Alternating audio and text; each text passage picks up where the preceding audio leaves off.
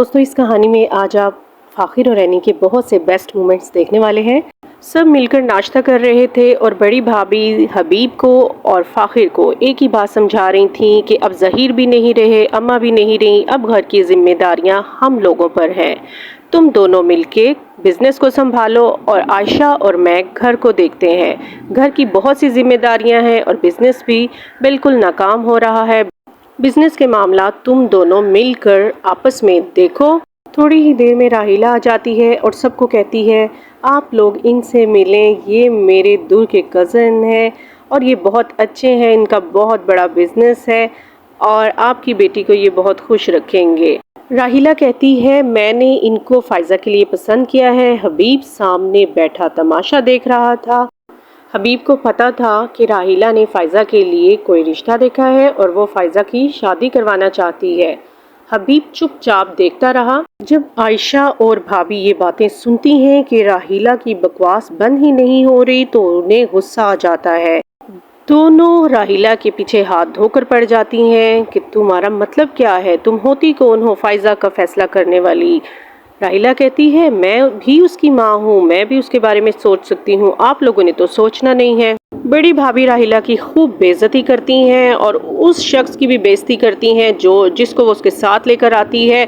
बड़ी भाभी कहती हैं तुम होती कौन हो, दफ़ा हो जाओ यहाँ से, फ़ाइज़ा हमारी बच्ची है, अभी उसकी शादी की उम्र नहीं है, तुम रिश्ता लेकर आ गई हो, अभी उसने पढ़ना है, कुछ बनना है। तुम कौन होती हो ये बातें करने वाली और घर के मामलात देखने वाली, तुम बाहर की हो, बाहर ही रहो, घर में हमारे मामलात में बोलने की ज़रूरत नहीं है, अभी हम जिंदा हैं, फ़ाइज़ा का जो होगा हम खुद कर लेंगे। आयशा भी राहिला की बेइज्जती करती है, उसको कहती है पहले तुमने मेरा घर बर्बाद किया है, अब मेरे बच्चों के पीछे हाथ धोकर पड़ गई हो, मेरे बच्चों से दूर रहो, अपने मामलात खुद देखा करो, हमें पता है हमने क्या करना है। एनी अपने कमरे में उदास बैठी थी और फाखिर आ जाता है। फाखिर देखता है एनी का मूड सही नहीं है, आकर पूछता है एनी क्या बात है, क्या हुआ है, मुझे भी बताओ। एनी उसको बताती है कि मैं बहुत परेशान हूँ अपनी स्टडी को लेकर, मैं क्या करूँ, मुझे कुछ समझ नहीं आ रही है, मैं इंजीनियर बनना चाहती हूँ, आगे पढ़ना चाहती हूँ।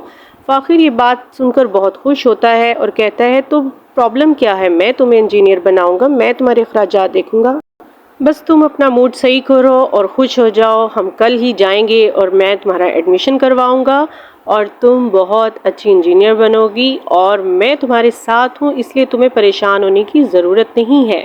वैसे तो कहा जाता है एक कामयाब मर्द के पीछे औरत का हाथ होता है, लेकिन अब लोग ये कहेंगे कि एक कामयाब औरत के पीछे एक मर्द का हाथ है। एनी ये सुनकर बहुत खुश होती है। हबीब और राहिला बाहर खड़े फाखिर और एनी की बातें सुन रहे थे और हबीब को तैश दिलवा देती है राहिला कि देखें ज़रा फाखिर उसको क्या बातें कर रहा है, इसको समझाएं, पागल हो गया है। इतनी देर में वो अंदर आ जाते हैं। हबीब उसकी बेइज्जती करता है कि तुम कौन होते हो मेरी बेटी को आगे पढ़ाने वाले, हमारे घर की औरतें कभी इतना ज़्यादा नहीं पढ़ी, ना उन्होंने कभी जॉब की है, इसलिए एनी भी इस घर की औरत है, इसको वैसे ही चलना पड़ेगा जैसे कि इस घर में बाकी औरतें रहती हैं। जी नहीं, एनी मेरी बीवी है, इसलिए इसके जितने ख्वाब हैं मैं सारे ख्वाब इसके पूरे करूँगा। इस कहानी में एक खूबसूरत मोमेंट एनी का माँ बनना और फिर आयशा का उसको दिलासा देना कि बेटा ये देखो ये तुम्हारी बेटी है, इसकी परवरिश अच्छी करनी है। एनी मुश्किल में थी, ये सब कुछ कैसे होगा। इस मोमेंट में एनी समझाती है फाखिर देखो अपनी जिम्मेदारियों को समझो, बड़ी अम्मी बिल्कुल ठीक कह रही हैं, तुम घर जल्दी आया करो और बिज़नेस को टाइम दो। लेकिन फाखिर जो है बिल्कुल भी सीरियस नहीं है। फाखिर कहता है एक तो मैं अम्मी की बातें सुनता हूँ, दूसरा तुम्हारी बातें सुनता हूँ, हर वक्त बस यही कुछ रह गया है, जब आओ मम्मा की बातें सुनो, फिर तुम्हारी बातें सुनता हूँ, अब तो तुम मुझे मेरी नानी लगने लगी हो। फाखिर और एनी का ये मोमेंट भी बहुत खूबसूरत है as a husband wife. Annie Fakhir को कहती है कि अब तुम एक बेटी के बाप बन गए हो, देखो मेरी जिम्मेदारी और मेरी बेटी की जिम्मेदारी तुम्हारी है, तुम अपनी बेटी को टाइम दिया करो और उसके साथ खेला करो, मैंने पढ़ना भी होता है, मेरी सारी जिम्मेदारी जो है मेरी बेटी बन गई है, तुम भी इसको टाइम दो, ये तुम्हारी भी बेटी है।